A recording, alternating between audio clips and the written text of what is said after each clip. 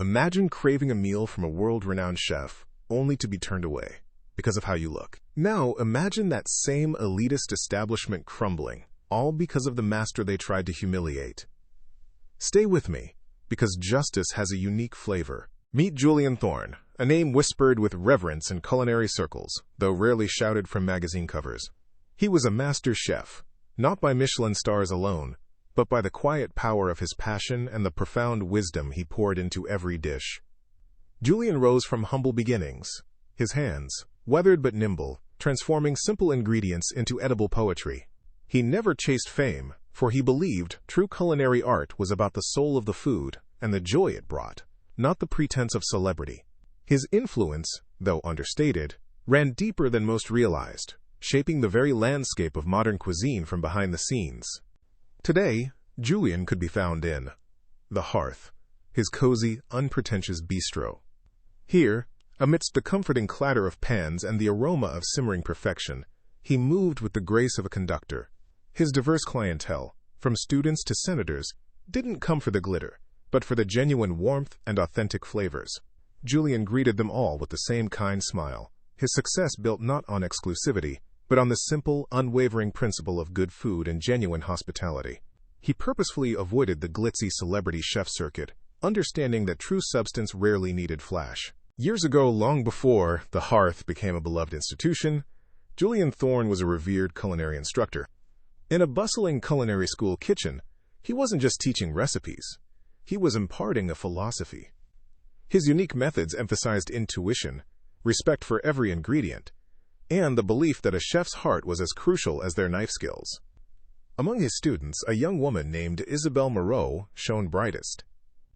Brilliant, fiercely dedicated, and hungry for knowledge, Isabelle absorbed Julian's teachings like parched earth, recognizing the foundational genius in his humble approach. She was, without question, his most gifted protégé. From those early days, Isabelle Moreau's career soared. She became an international sensation, her restaurants spanning continents, her name synonymous with innovation and excellence. Yet, in every interview, every acceptance speech for a prestigious award, Isabelle unfailingly attributed her foundational skills, her very culinary soul, to Julian Thorne. He was her touchstone, her guiding light. And like her mentor, Isabelle too became a revered teacher, shaping the next generation of culinary talent. Among her many brilliant students was a rising star named Antoine Dubois, a young chef whose ambition matched his undeniable skill, unknowingly connecting him to the quiet master Julian Thorne. In stark contrast to Julian's warm, inviting bistro stood Le Grand Plaisir, a monument to modern culinary ambition. Imagine a space where every surface gleamed with an almost sterile perfection, where minimalist design spoke of exclusivity and expense. This was not a place built for comfort, but for awe. Floor-to-ceiling windows offered panoramic city views, reflecting the glittering lights back into a dining room hushed by plush carpets and velvet banquettes. Critics hailed it as the city's newest darling, a temple dedicated not just to food, but to an asterisk experience, an experience carefully curated for the elite. Here, presentation was paramount, from the artfully plated dishes that looked like edible sculptures, to the impeccably tailored staff who moved with silent precision. Exclusivity wasn't just a feature, it was the foundation upon which Le Grand Plaisir was built. And at the heart of this gilded cage was Chef Antoine Dubois. Antoine wasn't merely a chef, he was the self-proclaimed new king of the culinary scene, a man whose meteoric rise was matched only by the immensity of his ego. In the pristine, almost sacred silence of his kitchen, he moved with an imperious grace, his sharp eyes missing nothing. Every dish, every movement, every ingredient had to be flawless. Antoine believed that success wasn't just about talent, but about image. He meticulously cultivated his own brand, his restaurant's reputation, and even the type of clientele he deemed worthy of his artistry. Anything he perceived as lesser attire, lesser wealth, lesser status, was met with a disdain as sharp as his knives. He was a perfectionist, yes, but his perfection was rooted in a superficiality that ran bone deep. Antoine's judgment often began at the pass, the threshold between his immaculate kitchen and the opulent dining room. One evening he watched as a maitre d' hesitantly seated a casually dressed couple, their attire neat but decidedly not Le Grand Plaisir material. Antoine's lips barely twitched, but a subtle flick of his wrist, a dismissive glance towards the maître d', spoke volumes. His thoughts, however, were louder. This is not a casual dining establishment. Our image must be maintained. The right clientele are as crucial as the perfect reduction. He believed that the perceived value of his restaurant was diminished by anyone who didn't fit his ideal, anyone who didn't project the same polished facade he so painstakingly upheld. To Antoine, appearances weren't just everything, they were the only thing. In the quiet solitude of his private office, a sanctuary adorned with gleaming culinary awards and framed photos, Antoine often gazed at a particular image, himself, youthful and eager, standing beside the esteemed Isabelle Moreau. Isabelle, a global culinary icon, had been his mentor, and Antoine reveled in this connection. He saw himself as the rightful heir to her sophisticated culinary tradition, a torchbearer of refined taste and impeccable technique. He had learned from the best, and in his mind, he had surpassed them. This photograph was a daily affirmation of his place in a prestigious culinary dynasty, a lineage of greatness. What he didn't realize, what his arrogance blinded him to, was the true root of that very dynasty. Later that evening, Antoine meticulously reviewed plans for a new seasonal menu, his confidence soaring. He sketched innovative plating ideas, convinced of his own unparalleled genius. Yet even as he envisioned the future of haute cuisine, he remained utterly oblivious to a crucial piece of his own past. The name Julian Thorne meant nothing to him. He was completely unaware that the foundational techniques, the very philosophy of respect for ingredients that Isabelle Moreau had imparted to him, had originated from this humble master. The irony was a bitter, unpalatable truth waiting to be served. Antoine Dubois, the new king, was benefiting from a legacy he neither recognized nor respected, a legacy he was about to desecrate in the most public way. The aroma of garlic and thyme still clung to Julian Thorne's apron as he kicked off his chef clogs. It had been another successful Saturday at The Hearth, his modest bistro, where honest food and genuine connection were always on the menu. Now, in the quiet solitude of his small apartment above the restaurant, a rare evening stretched before him, empty of simmering pots and clattering pans. Julian hummed softly, a contented man. He could read, listen to jazz, or perhaps try something new. A thought sparked. The buzz around, Le Grand Plaisir, the new darling of the city's elite. Curiosity, not pretension, stirred. He exchanged his chef whites for a pair of dark jeans, a crisp polo, and a comfortable sweater. Nothing flashy, just a man ready for a meal. As Julian smoothed the sweater, his gaze fell upon a small, framed photo tucked away on a shelf. A sepia-toned image of The Hearth in its infancy, a younger, beaming Julian beside a freshly painted sign. Ah, yes. It was the anniversary of his bistro's opening, a quiet milestone he rarely celebrated with fanfare, but always acknowledged. This evening, then, would be a small, personal treat.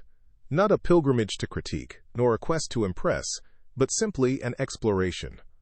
He was genuinely excited to experience what this new, acclaimed establishment had to offer, to taste another chef's passion, whatever its form. Julian, ever the student of life and cuisine, approached every experience with an open palate and a humble heart. Julian stepped out into the early evening, the city coming alive with a symphony of sounds and lights.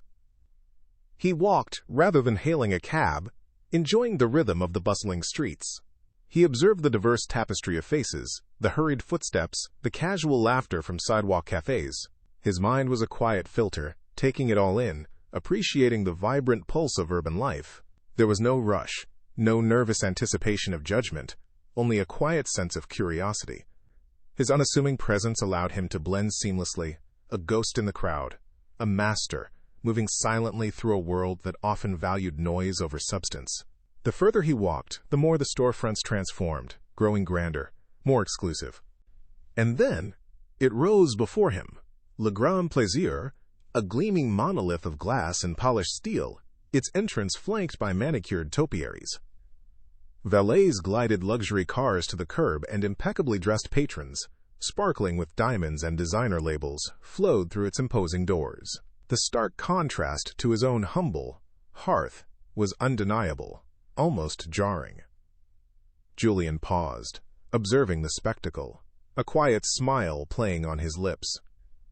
He noted the meticulous lighting, the subtle glow of the restaurant's name, the air of carefully curated exclusivity. He felt no envy, only a detached observation of a different world, one he was about to briefly enter. A faint unease, a whisper of what might lie beneath the polished exterior, settled over him. Julian pushed open the heavy glass door and stepped into the opulent foyer of Le Grand Plaisir. The air was hushed, scented with expensive perfume and exotic spices. He moved quietly, not seeking attention, allowing himself to be just another face in the crowd. From his vantage point at the kitchen pass, Chef Antoine Dubois, ever vigilant, cast a fleeting glance at the incoming patrons. His eyes, honed to spot the right kind of clientele, swept over Julian's casually elegant figure. Antoine's lip curled almost imperceptibly. Just another ordinary customer, he decided, dismissing the man without a second thought. He had no idea that the true master, the quiet force behind his own mentor's genius, had just walked through his doors, utterly unrecognized. Julian Thorne stepped into the opulent foyer of Le Grand Plaisir, a quiet observer in a world designed for flash. He approached the pristine reception desk, a polite smile on his face, ready to inquire about a table. From the gleaming kitchen pass, Chef Antoine Dubois, ever vigilant, caught a glimpse of Julian. Dressed in his dark jeans and a comfortable sweater, Julian didn't fit Antoine's curated image of a Le Grand Plaisir patron. Antoine's smile, usually reserved for the city's elite, vanished, replaced by a stern, dismissive frown. He subtly caught the maitre d's eye. A curt nod of his head, a silent command that needed no words. This man is not for us. Antoine's prejudice, quick and unwavering, had already judged Julian. The maitre d', a young man with an impeccably tailored suit and a nervous demeanor, turned to Julian. Julian, still calm and unassuming, inquired, "Good evening. Do you have a table for one available, or perhaps I could wait?" He spoke with a gentle cadence, his eyes surveying the luxurious room with genuine curiosity, not an ounce of entitlement. The maitre d' visibly hesitated, his gaze darting to the reservation book that, to Julian's observant eye, seemed far from full. He cleared his throat, avoiding Julian's pleasant, expectant gaze, clearly uncomfortable with the silent instruction he'd received. Julian, unaware of the silent judgment passed, simply waited, expecting the standard professional courtesy of a high-end establishment. After a moment of feigned consultation with the book, the maitre d' looked up, his voice tinged with an apologetic tone that didn't quite mask the condescension. "I'm terribly sorry, sir. It seems we are fully booked for the evening. Perhaps," he added, his gesture sweeping vaguely towards the street, "you might find a more casual establishment down the street?" The words hung in the air, a thinly veiled insult. The implication was clear. This isn't the kind of place for people like you. From the kitchen, Antoine Dubois watched, a faint, smug satisfaction playing on his lips as Julian's polite expression slowly fell. Humiliation stung, not just from the denial, but from the blatant, unspoken reason behind it. Julian Thorne stepped back out onto the affluent street, the cool evening air doing little to soothe the heat rising within him. He took a deep, steadying breath. This wasn't his first encounter with prejudice. Far from it. He'd faced it in kitchens, in dining rooms, in life. But to be dismissed so brazenly, in a temple of cuisine, a place that should celebrate artistry and passion above all else, felt like a profound betrayal. A deep, quiet anger simmered beneath his composed exterior. It wasn't just a personal slight. It was a stark reminder of the systemic biases that still plagued the world, even in the supposedly refined world of haute cuisine. He recognized the insidious nature of the slight, and a fierce internal resolve hardened his features. Julian turned and walked away from Le Grand Plaisir, his head held high. He didn't look back. His demeanor was composed, his steps even, but his mind was already in motion. He wasn't one for public scenes or immediate outbursts.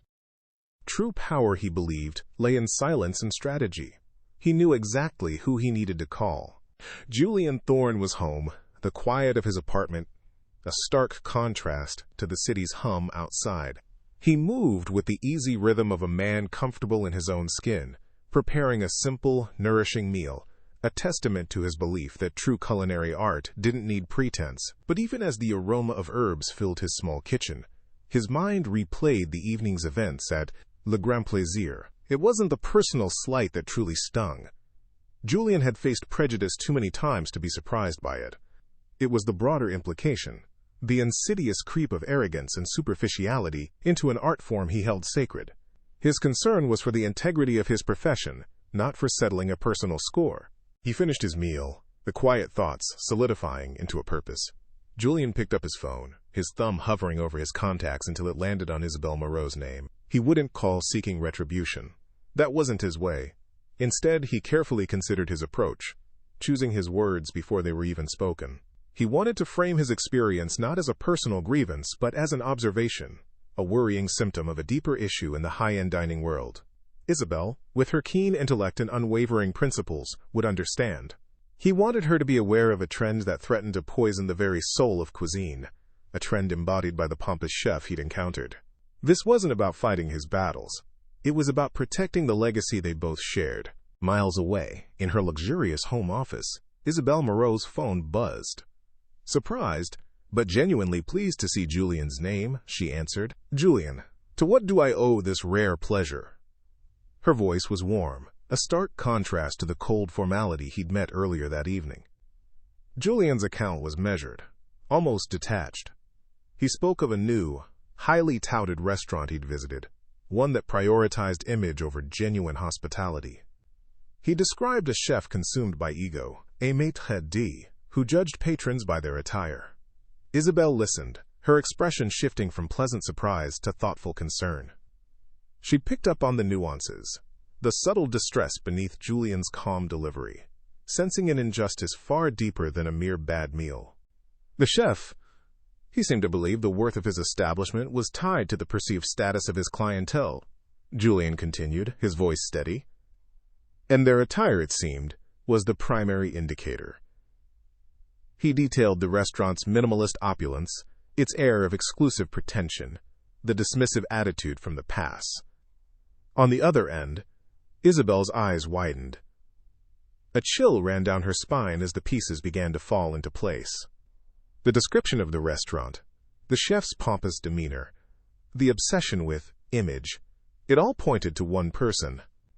Her protégé, the rising star she'd poured her knowledge into, the man she'd believed carried her torch. Isabelle slowly lowered the phone, the call having ended with Julian's characteristic quiet grace. A look of profound realization, mixed with a dawning horror, spread across her face. "Antoine?" she whispered, the name a bitter taste on her tongue. The arrogant chef, the one who had so casually dismissed her mentor, could only be Antoine Dubois. A potent cocktail of betrayal and a fierce, protective anger began to brew within her. The man who taught her everything, the true master, had been denied. This was an affront she could not, would not, ignore. Isabelle Moreau paced her luxurious home office, the city lights a blur outside her panoramic windows. Julian's quiet, measured words echoed in her mind, each understated detail a hammer blow to her sense of culinary order. A new, high-profile restaurant, a chef obsessed with image, a dismissive attitude towards a casually dressed patron. It all coalesced into one name, a name that now tasted like ash in her mouth, Antoine Dubois. She recalled Antoine's endless boasts about elevating the dining experience, which often meant excluding anyone he deemed not chic enough. His disdain for anything he perceived as less than perfect, less than his vision, was a known flaw. But to turn away Julian Thorne, her mentor, the man whose hands had sculpted the very foundation of her own genius, it wasn't just arrogance, it was an unforgivable sacrilege. Julian Thorne wasn't just a chef, he was a philosophy. He taught Isabelle that true cuisine was born from humility, from respect for the ingredient, and above all, from the genuine desire to nourish and connect. To see that philosophy, that legacy, so casually tossed aside by her own protégé, was a profound betrayal. Isabelle stopped by a framed photograph on her desk, a younger, radiant Isabelle, standing beside a smiling Julian, both in chef whites, their hands stained with flour and a shared passion. This wasn't merely a personal slight against Julian. It was an attack on the very soul of their craft. Antoine had disrespected the roots of his own culinary tree, and Isabelle, as a steward of that heritage, felt a fierce, protective indignation swell within her. This couldn't stand. Her anger quickly sharpened into resolve. A public condemnation, while tempting, felt too blunt, too impersonal. Antoine deserved a more direct reckoning. Isabelle decided she would visit Le Grand Plaisir herself, not as the celebrated Chef Moreau, but as an anonymous patron. She needed to see his kingdom of superficiality firsthand, to taste the food he offered, and to observe the man who dared to deny true mastery. Only then would she deliver her judgment, not with a whisper, but with the full force of her reputation. Her goal was not just to punish, but to teach. She would ensure Antoine understood the true cost of his arrogance and the profound disrespect he had shown. The next morning, Isabelle made a reservation, not under her famous name, but under a simple, common alias. She wanted no special treatment, no fawning métier to mask Antoine's true nature. For her visit, she chose an elegant but understated outfit. A dark silk dress, simple jewelry. Nothing ostentatious, nothing that screamed, world-renowned chef. She would blend in, a quiet observer in Antoine's temple of pretense. The intensity of her mission was palpable, a silent storm gathering force. She was preparing for battle, not with knives, but with the weight of culinary history and the unshakable truth of Julian Thorne's legacy. That evening, as Isabelle took a final look in the mirror, her reflection showed a woman of unwavering determination. Her eyes, usually warm and expressive, held a steely glint. She understood the gravity of what she was about to do. This wasn't about vengeance. It was about upholding dignity, about respect, and about the fundamental truth that talent and character far outweighed superficial appearances. Justice, she knew, was a dish best served with precision and an unyielding commitment to principle. As she stepped out into the night, the gleaming facade of Le Grand Plaisir seemed to loom, unaware that the shadow of justice was finally falling upon its gilded doors. The velvet ropes of Le Grand Plaisir parted for Isabelle Moreau as she stepped into the bustling foyer, a vision of understated elegance. Dressed in a sleek charcoal suit, she was impeccably put together, yet designed to blend, not stand out. The maître d'eau, a man whose practiced smile rarely wavered, greeted her. "Madame Dubois, your table is ready." Isabelle offered a polite nod, her eyes subtly scanning the opulent room before being led to a quiet corner table. From the gleaming stainless steel pass of the kitchen, Antoine Dubois, razor-sharp in his chef's whites, glanced out.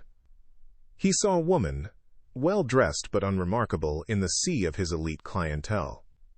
A fleeting dismissive assessment, then his gaze moved on, oblivious to the storm he had just welcomed. The irony was palpable. The man who valued appearance above all else had just overlooked the very person about to dismantle his carefully constructed world. Isabelle settled into her seat, the soft murmur of conversations and the clinking of silverware filling the air. She ordered a selection of Antoine's signature dishes, her movements composed, her expression thoughtful. Each course arrived, a symphony of precision on the plate. Perfectly seared scallops, meticulously arranged vegetables, sauces painted with artistic flair. The service was impeccable, a silent ballet of efficiency. Isabelle noted the technical mastery, the flawless execution that bespoke years of rigorous training. Yet, as she tasted, a subtle coldness Julian had described echoed in her mind. It was brilliant, yes, but it lacked the warmth, the soul, the genuine passion that simmered beneath Julian Thorne's humble creations. The food was a testament to skill, but devoid of heart, much like the chef himself. As her dessert was cleared, Isabelle caught the eye of a passing server. "Could you please tell Chef Antoine I would be delighted to speak with him?" The request was polite, but carried an unspoken weight. Moments later, Antoine Dubois emerged from his kitchen, his chest puffed with a familiar arrogance, a self-satisfied smirk playing on his lips. He approached Isabelle's table, expecting the usual effusive praise from a discerning patron. "Madame," he began, a practiced charm in his voice. Isabelle looked up, her expression softening for a moment. "Chef Antoine, the meal was technically exquisite, a triumph of execution." Antoine's smile widened, his ego visibly inflated. Then, A steel flickered in Isabelle's eyes, her posture stiffening. Her voice dropped, sharp and piercing. "Now tell me, chef, do you know a chef named Julian Thorne?" Antoine's smug expression faltered, a flicker of confusion crossing his face. "Julian Thorne? I'm afraid I don't recognize the name, madame. Is he a critic?" He attempted to regain his composure, dismissing the question as irrelevant. Isabelle's gaze intensified, unwavering. "He was my mentor, Antoine. The man who taught me everything I passed on to you. The very foundation of your own culinary knowledge." She paused, letting the words hang heavy in the air, then delivered the crushing blow. "And you denied him a table last night, chef. You looked at him, dressed in his casual clothes, and deemed him unworthy of your May establishment. You accused him of being not our kind of guest." Antoine's jaw dropped, his face slowly draining of all color. The truth, stark and brutal, slammed into him. "Ma, is Isabelle?" Antoine stammered, his voice barely a whisper, a mask of disbelief and terror replacing his former arrogance. The bustling restaurant faded around him. His mind flashed back to the humble man, casually dressed, standing at the reception desk, politely asking for a table. The man he had dismissed. The man who was Julian Thorne. His mentor's mentor. His empire, built on pretense and shallow judgment, was collapsing right before his eyes. Isabelle Moreau stood, her posture regal, her gaze cutting through Antoine Dubois. He sat, slumped, utterly defeated, his earlier arrogance a hollow echo. "Antoine," she began, her voice a low, controlled fury, "you have not just disrespected a man. You have betrayed the very foundation of our craft. Chef Thorne taught me that true mastery isn't about Michelin stars or opulent decor. It's about passion, integrity, and above all, respect for every ingredient, every palate, and every soul who walks through your door." Antoine stammered, "Madame Isabelle, please. It was a mistake, a terrible misunderstanding. I didn't know." "You didn't know?" Isabelle cut him off, her voice sharp as a chef's knife. "That is precisely the problem. You judged a book by its cover, a master by his attire. You allowed your superficiality to blind you to true greatness, to the very roots of your own culinary lineage. That is unforgivable, and it has consequences." Her resolve was a steel wall, impenetrable. Antoine's desperate pleas died in his throat, lost to the undeniable weight of her judgment. Isabelle didn't wait for a response. She simply turned and walked out, leaving Antoine to drown in his self-inflicted shame. But the reckoning for Antoine had only just begun. The next morning, the culinary world awoke to a bombshell. Isabelle Moreau, a titan of gastronomy, released an official statement. It was concise, professional, and utterly damning. She detailed the incident at Le Grand Plaisir, Julian Thorne's dignified treatment, and Antoine Dubois' blatant act of prejudice. She concluded by announcing the immediate withdrawal of her name, her endorsement, and any association with Chef Dubois or his establishment. The news spread like wildfire. Culinary blogs, food critic columns, and social media platforms exploded. Isabelle Moreau condemns protégé's racism. Master chef denied table, the shame of Le Grand Plaisir.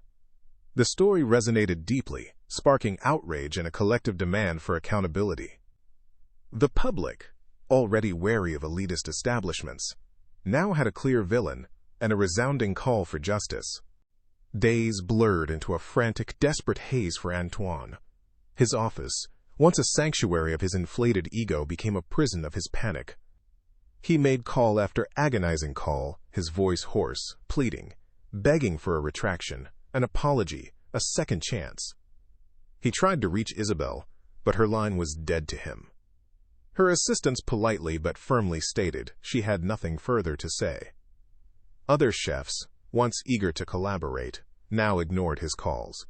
Food critics, who had once lauded his genius, now penned scathing condemnations.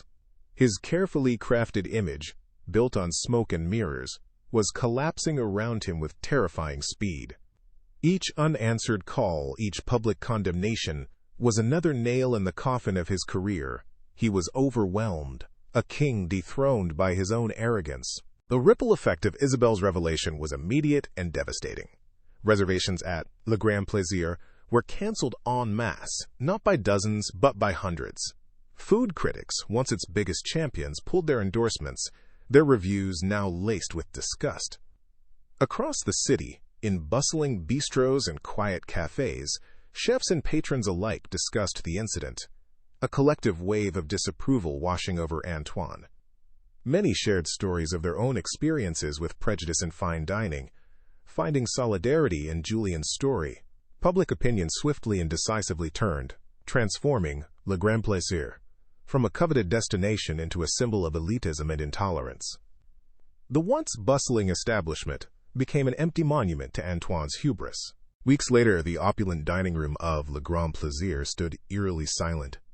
Dust motes danced in the slivers of sunlight that pierced the drawn blinds. The polished tables, once adorned with exquisite china, now simply reflected the emptiness. Antoine Dubois walked through it, a ghost in his own failed empire, his shoulders slumped, his once prideful stride replaced by a shuffle. His arrogance had not just cost him a single customer, it had cost him everything. His restaurant, his reputation, and the very pride he had once flaunted so carelessly. The master chef, who had denied a table to a true master, found himself with an abundance of empty ones. Months later, the aroma of garlic, thyme, and simmering broth still wafted from Julian Thorne's bistro, the hearth, but now it carried a subtle note of triumph. Julian, apron-clad, moved through his kitchen with the same calm grace, his hands working magic, his eyes twinkling as he greeted regulars. His bistro, already a beloved neighborhood gem, was now thriving beyond anything he'd imagined. Reservation books were fuller, new faces appeared, and the quiet buzz among his staff carried an extra layer of pride. Sometimes, a well-known food critic or a fellow chef would dine, offering Julian a knowing smile or a lingering handshake, a silent acknowledgement of the ripples his quiet dignity had caused. Julian, ever humble, simply accepted it as the natural flow of good food and genuine hospitality.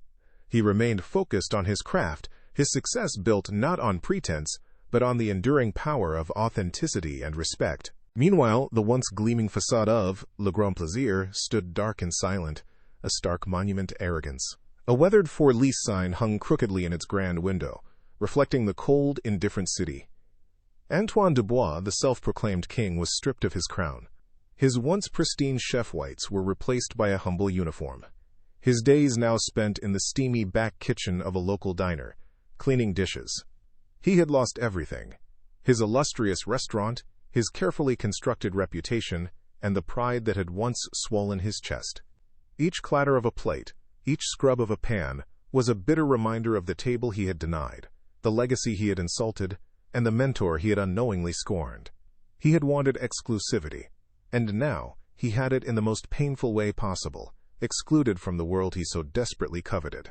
But the story didn't end with just Julian's success and Antoine's downfall. Antoine Dubois' spectacular fall from grace became a cautionary tale, whispered in the hushed halls of culinary schools and debated over late-night drinks in upscale restaurants.